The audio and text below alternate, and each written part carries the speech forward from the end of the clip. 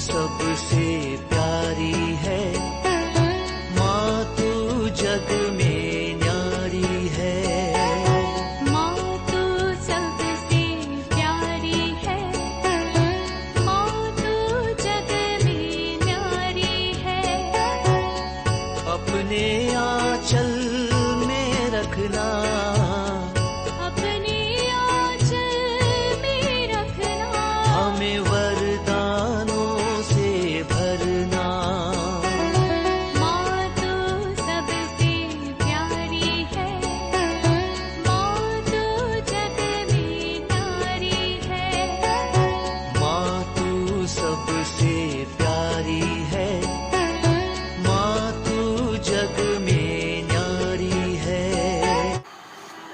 पिता, पुत्र और पवित्र आत्मा के नाम पर आमीन। आप सबों को जय यीशु। बीती 2 दिन से हम लोग पुराने विधान के बलि के विषय में, नए विधान के बलि के विषय में और हमारा क्रिस्तीय जीवन एक वेदी के साथ जुड़े हुए होना चाहिए, ये सब हम लोग सीख करके आए। इसके द्वारा हमारे जीवन में अनगिनत आशीष होता है। यदि हम क्रिस्तीय हैं, क्रिस्त के वेदी से जुड़ा हुआ होना चाहिए, यूक्रिस्तीय बलिदान से जुड़ा हुआ होना चाहिए। केवल बाइबल पढ़ने से या बाइबल सुनने से या ताली बजा करके गाना गाने से काफ़ी नहीं होता है।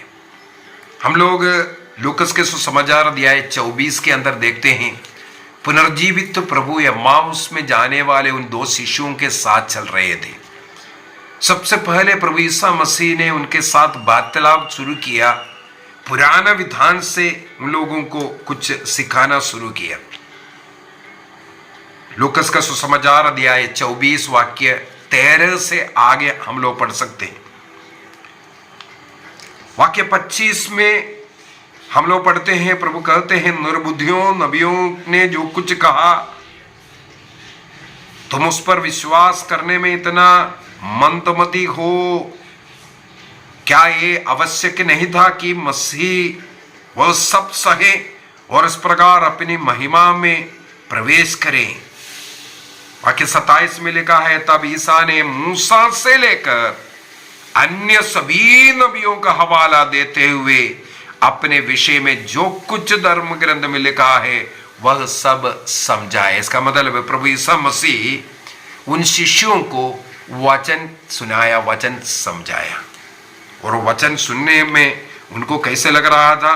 वाक्य 32 में लिखा है, तब शिष्य ने एक दूसरे से कहा, हमारे हृदय कितने उद्दीप्त हो रहे थे जब वे रास्ते में हमसे बातें कर रहे थे, हमारे लिए धर्म ग्रंथ की व्याख्या कर रहे थे। इसका मतलब जैसे पेंटेकोस्टल चर्चों में क्या होता है, वचन की घोषणा।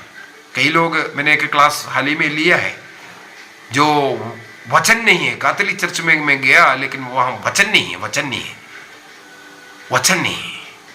यहां पर यही लिखा हुआ है। प्रभु कहते हैं मंदबुद्धियों निर्बुद्धियों उनको वचन समझाना बहुत जरूरी है। इसलिए प्रभु ने वहां समझाया और वो वचन सुनते वक्त हमारा हृदय उद्दीप्त होता है, बहुत अच्छा लगता है, बहुत मनोरंजन होता है। चाहे तालियां बजा करके गाना गाए, ये सब समझाते समझाते ईसा मसीह उनके घाव पहुंचा करके लिखा है। वाक्य 28 में 28 में लिखा है, और ईसा मसीह ऐसा लग रहा था कि वो आगे बढ़ना चाहते हैं। तब शिष्यों ने क्या कहा? वाक्य 29, शिष्यों ने आग्रह किया कि हमारे साथ रह जाइए, सांझ हो रही है। मिस्सा बलिदान का दूसरा भाग ये है। पहला भाग में वचन, दूसरा भाग में इसके बाद हो रहा है घर के अंदर प्रवेश करना। कैथोलिक चर्चों में प्रतिदिन मिस्सा बलिदान होता है। क्या कारण है? हम लोग देखते हैं आदिम कलीसिया से चल करके आया। ईसा मसीह ने कहा मेरे यादगारी में किया करो, और ईसा मसीह पुनर्जीवित प्रभु अगले दिन ही उस मिस्सा बलिदान को अर्पित करता हुआ हम लोग देखते हैं। वहां प्रवेश कर प्रभु ने यही किया, रोटी ले लिया, आशीष की प्रार्थना पड़ी और उसे तोड़ करके उन्हें दे दिया। ईसा मसीह ने बलि अर्पित किया। यह बलि बहुत ही जरूरी है। क्या कारण है? इस बलि कलवारी बलि है, यही बलि कलवारी बलि है। उसका 2-3 कारण मैं बोल करके देता हूं कैसे हम लोग इसको समझे। सबसे पहले लूकस का इस समाचार अध्याय 22 जहां मिस्सा बलिदान की स्थापना कर रहा था, अंतिम भोजन, वहां पर वाक्य 19, उन्होंने रोटी ली, धन्यवाद की प्रार्थना पढ़ी, इसके बाद उसे तोड़ा और यह कहते हुए शिष्यों को दिया, यह मेरा शरीर है जो तुम्हारे लिए दिया जा रहा है, दिया जा रहा है, दिया जा रहा है। कलवारी में ही पूर्ण रूप से दिया। इसका मतलब यहां पर जो बलि है वो कलवारी में पूरा हुआ। ये दोनों बलि, 2 प्रकार का बलि मैंने कल के क्लास में बताया था, इसलिए एक रोटी का बलि, दूसरा है शरीर रक्त बहा करके जो वध करते हुए जो बलि, रक्त बहा करके बलि, ये रक्त रहित बलि। वो ईसा मसीह क्रूस पर अपने शरीर को लटकाते हुए शरीर का बलि अर्पित किया। ये एक संस्कार रूपी यहां पर बलि अर्पित हो रहा है। 2 जगह पर हुआ, 2 वस्तुओं का बलि, लेकिन ये दोनों एक बलि है। क्या कारण है? दोनों में बलि वस्तु एक है, बलि अर्पित करने वाला एक है। कलवारी में बलि अर्पित करने वाला ईसा मसीह, कलवारी में बलि वस्तु ईसा मसीह स्वयं, अर्पण करने वाला और बलि दोनों प्रभु ईसा मसीह।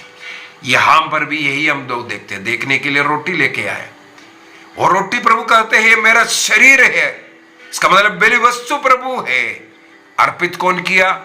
ईसा मसीह ने किया। अर्पित करने वाला और बलि वस्तु दोनों जगह पर एक होने के कारण ये दोनों बलि एक ही बलि है। हमारे कैथोलिक कलीसिया का धर्म शिक्षा ग्रंथ 1364 में 1364 में हम लोग पढ़ते हैं, कलवारी में ईसा मसीह ने जो यूकरिस्तीय बलि जो अर्पित किया, वही बलि ईसा मसीह ने उसकी पूर्वी संध्या में यहां पर रोटी और दाखरस ला करके अर्पित किया। ये हमेशा हमेशा के लिए एक ही बलि है। आज हमारे पल्ली में अर्पित करने वाला वो बलि भी वही कलवारी बलि है, 2000 साल पहले किया था। इसलिए मैंने बोला है, जो शिष्यों के साथ मार्कुस के घर में जो अर्पित करने वाला, जो अपर रूम में अर्पित करने वाला वो वाला बलि, और जो कलवारी में अर्पित करने वाला वो बलि, ये दोनों बलि एक ही बलि है। 2 समय पर 2 वस्तु सब कुछ था, लेकिन एक ही व्यक्ति अर्पित किया और एक ही वस्तु को अर्पित किया। इस कारण वो दोनों एक बलि है। उसी प्रकार 2000 वर्षों से वही वस्तु को वही व्यक्ति पुरोहिताई संस्कार के द्वारा, जो अभिषिक्त व्यक्ति है उनके द्वारा इसको अर्पित कर रहा है। वहां अर्पित करने वाला व्यक्ति भी पुरोहित है। आज हमारे पल्ली में अर्पित करने वाला मिस्सा बलिदान वो पुरोहित ही, पुरोहित के द्वारा ईसा मसीह ही अर्पित करता है। वहां पर अर्पित करने वाला वो भेंट, वो जो रोटी दाखरस, वो ईसा मसीह का शरीर और रक्त ही है। इसका मतलब एक ही वस्तु है, आज भी एक ही व्यक्ति के द्वारा अर्पित हो रहा है। इसलिए आज का मिस्सा बलिदान भी क्या है? कलवारी बलि के वही बलि है। इसका मतलब ईसा मसीह ने संसार के मुक्ति के लिए जो कलवारी में जो बलि अर्पित किया, वही बलि आज मिस्सा बलिदान में अर्पित कर रहा है। इसको कहा जाता है परपेचुएटेड करते हैं। उसी प्रकार यहां पर वो अर्पित कर रहा है, उसी प्रकार उठा कर रहा है। बलि वस्तु भी 2000 साल पहले जो अर्पित किया वही बलि वस्तु ईसा मसीह। जो अर्पित करने वाला व्यक्ति वो भी ईसा मसीह के द्वारा ही हर एक बेसा बलिदान अर्पित किया जाता है। केवल एक फर्क है, प्रभु ने जिसे पुरोहित अभिषेक किया उनके द्वारा यहां पर वो अर्पित करता है। इसके बाद हमें ये कनेक्शन ये बताकर के दे रहा है, ये केवल मेमोरियल नहीं, यादगारी में केवल करने वाला वस्तु नहीं, एक चिन्ह नहीं, बल्कि ये मिस्सा बलिदान में सचमुच में पूर्ण रूप से ईसा मसीह उपस्थित रह करके अर्पित करता है। इसलिए कैथोलिक कलीसिया का धर्म शिक्षा ग्रंथ के अंदर हमें सिखाता है ईसा मसीह का शरीर, रक्त, आत्मा और ईश्वर था। जो कलवारी में या जो अंतिम भोजन में जो हुआ वही शरीर, रक्त, आत्मा और ईश्वर था। ये पूर्ण रूप से आज भी मिस्सा बलिदान में सेम रूप से रहता है। इसलिए आज का ये बलि भी कलवारी बलि, वो जो मिस्सा बलिदान है, 1000 कैटेकिज्म ऑफ कैथोलिक चर्च 1368 के अंदर 1368 के अंदर लिखा हुआ है, पवित्र मिस्सा बलिदान में क्रिस्त का वो जो बलि है अपने शरीर रूपी कलीसिया का बलि भी है। इसका मतलब हम कलीसिया उस बलिवेदी के चारों तरफ इकट्ठे होकर के जब बलि अर्पित करता है, अर्थात मिस्सा बलिदान वो प्रार्थना के द्वारा वो अर्पित करता है, वहां पर ईसा मसीह स्वयं उपस्थित रहकर वो बलि संपन्न करते हैं। और दूसरी बात है, वहां पर हम लोग जितने भी उपस्थित व्यक्ति अपने दुखों को, अपने पापों को, अपने याचनाओं को सब लेकर के आता है, धन्यवाद अर्पित कर रहा है, वो सब आज भी जैसे योहन, जैसे माता मरियम या अन्य लोग उस क्रूस के नीचे खड़े होकर के अर्पित किया, उसी प्रकार आज भी हम लोग इसमें अर्पित करता है। कैटेकिज्म ऑफ कैथोलिक चर्च 1368 बहुत ही सुंदर तरीके से इसको हमें समझाते हैं। इसलिए कहा जाता है पवित्र मिस्सा बलिदान एक सैक्रामेंटल रिप्रेजेंटेशन ऑफ कैलवरी जो सैक्रिफाइस कहते हैं। ये जो पवित्र मिस्सा बलिदान है सैक्रामेंटल रिप्रेजेंटेशन ऑफ कैलवरी सैक्रिफाइस, ये लिखा हुआ है, बहुत ही सुंदर। ईसा मसीह का शरीर, रक्त, आत्मा और ईश्वरता सब कुछ इस बलिदान के अंदर हमें मिलता है। और कैथोलिक चर्च में जो काउंसिल जो चलता है, काउंसिल ऑफ ट्रेंट में उसका सेक्शन जो 22 में चैप्टर 2 के अंदर हम लोग पढ़ते गए हैं, जैसे कालवरी में या लास्ट सपर के समय पर जो विक्टिम और जो पुरोहित प्रीस्ट वो सब एक रहा, उसी प्रकार आज के मिस्सा बलिदान में भी विक्टिम भी ईसा मसीह है और जो अर्पित करने वाला प्रीस्ट भी ईसा मसीह है। और जो पुरोहित हम लोग देखते हैं इन पर्सना क्रिस्टी कहते हैं, क्रिस्त के स्थानपति बन करके वो हां खड़े होकर के वो कार्य कर रहा है, क्योंकि प्रभु ईसा मसीह महिमा में रूप में है। वो बलि अर्पित करना, उसको तोड़ना, उसको देना, बांटना, इसके मतलब एक पुरोहित को इसलिए ऑर्डाइंड कर करके प्रभु ने वो अपने स्थान पर रखता है। इसलिए पुरोहित लोग आदरणीय, एक क्लास आगे मैं लेने वाला हूं इसके विषय में भी। तो ये काउंसिल ऑफ ट्रेंट के अंदर हमें बहुत अच्छी तरह ये सिखाते हैं। अब भी पुरोहित के द्वारा केवल वो तरीका थोड़ा सा बदल करके एक पुरोहित को, क्योंकि महिमा में ईश्वर, जीवित ईश्वर वहां उपस्थित है, वो पुरोहित के द्वारा रूप में वहां उपस्थित है। और सैक्रामेंटली हम लोग उस अंदर पार्टिसिपेट कर करके कलवारी बलि को ही यहां पर मिस्सा बलिदान में अर्पित की जाती है। तो मेरे विचार में किस प्रकार आज जो अर्पित करने वाला मिस्सा बलिदान 2000 साल पहले कलवारी में अर्पित किया हुआ सेम बलि है।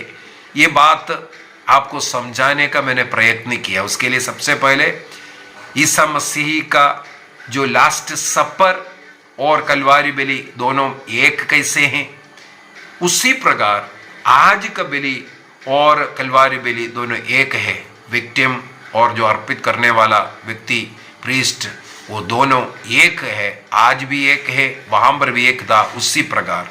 इसलिए और लूकस के सुसमाचार अध्याय 22 के अंदर हम लोगों ने देखा, वाक्य 19 के अंदर प्रभु यीशु मसीह ने बलि अर्पित करते हुए कहा, ये तुम्हारे लिए अर्पित कर रहा है, तुम्हारे लिए भोजन के रूप में खाने के लिए।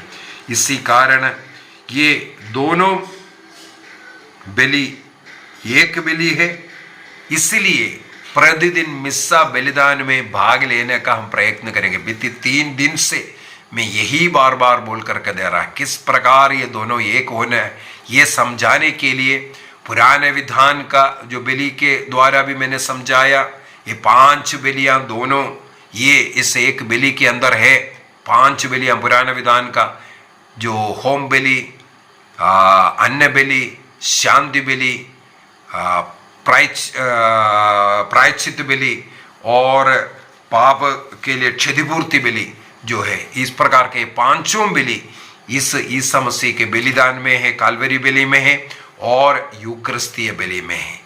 जब इसमें हम भाग लेंगे 2 प्रकार से, रोटी का बलि और रक्त बहा करके बलि, वो सब बलि को मैंने कल के क्लास के अंदर समझा करके दिया था। तो ये इसका पूर्ण रूप से पूर्ति इस मिस्सा बलिदान में होता है। इसको समझ लीजिए, यह हमारे जीवन में आशीष देता है। प्रतिदिन मिस्सा में जाने की एक आदत रखिए। उसके द्वारा ईसा मसीह के साथ जुड़ करके मसीह जैसे रहने के लिए यीशु क्रिस्त का एक दूसरा रूप हम बन सकता है।